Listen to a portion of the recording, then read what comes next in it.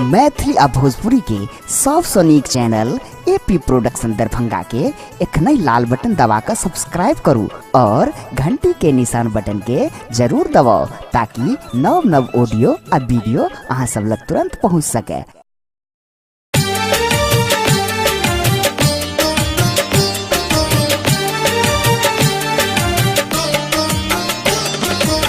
एखन अपने सब सुन रहल छी एपी प्रोडक्शन के प्रस्तुति।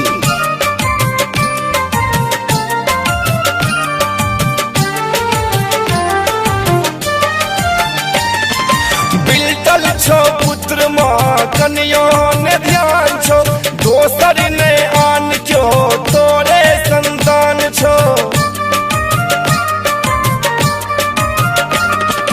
बिल्टल छो पुत्र माँ कन्या ने ध्यान छो, दोसर ने आन क्यों तोरे संतान छो। कतक बहे भई नोर, झुन झुन झुनी माँ बनी कठोर, झुन झुन झुनी माँ बनी कठोर। झुनी झुनी झुनी माँ बनी कठोर, झुनी झुनी झुनी माँ बनी कठोर।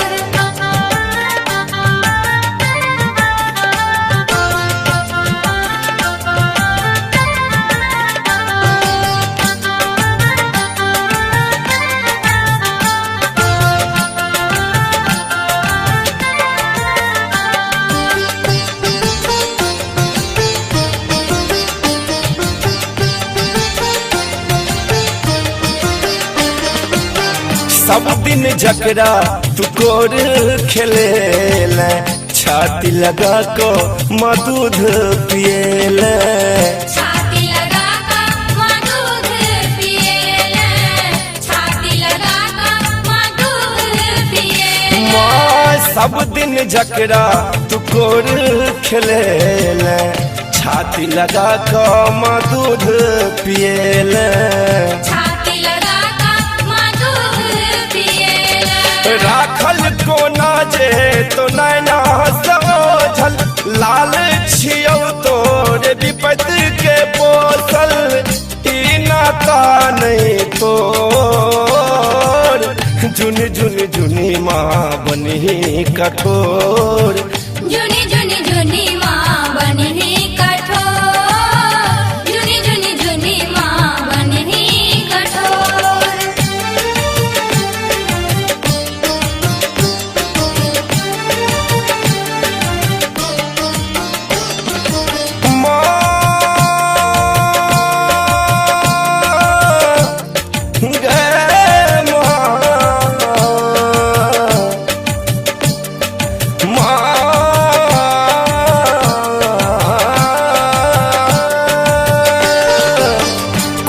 देखल जे तो बेटा के कोनित, फट तो करे जी तोहर पाथर बोनित।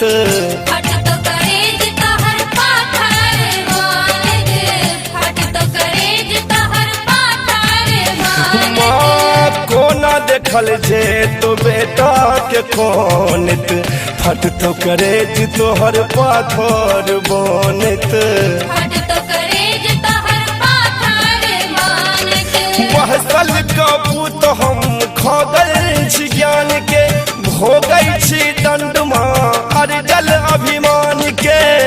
अब तू मुँह नहीं मोर, झुन झुन झुनी माँ बनी कठोर। झुनी झुनी झुनी माँ बनी कठोर, झुनी झुनी झुनी माँ बनी कठोर।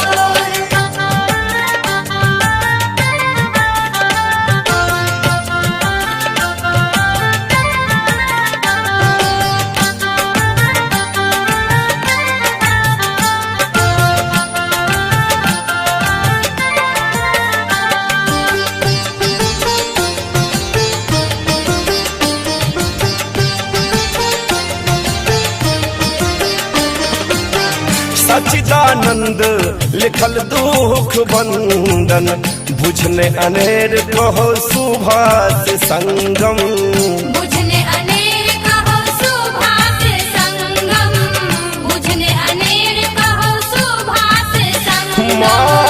सचिदानंद लिखल दुख बंदन बुझने अनेर कहो सुभाष संगम बुझने अनेर कहो सुभाष संगम भटकी उपासल स्नेहाक आस में छूट जेते प्राण ममता के पियास में के सुध लेते मोर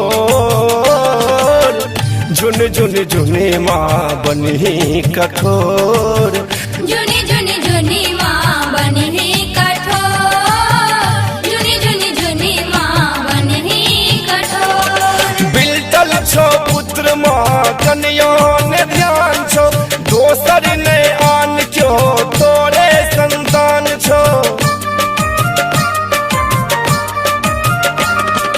बिल्टल छो पुत्र माँ कन्या ने ध्यान छो दोसर ने आन क्यों तोरे संतान छो कतक बहे